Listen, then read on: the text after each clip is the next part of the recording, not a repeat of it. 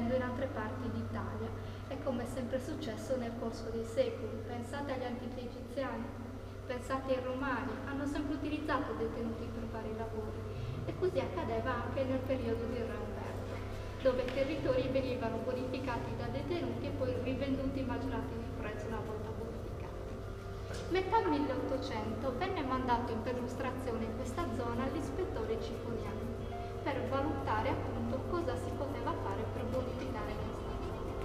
L'ispettore propose una colonia penale agricola e un progetto di recupero per detenuti. Ovviamente, visto gli anni, nessuno gli diede retta per il progetto di recupero, ma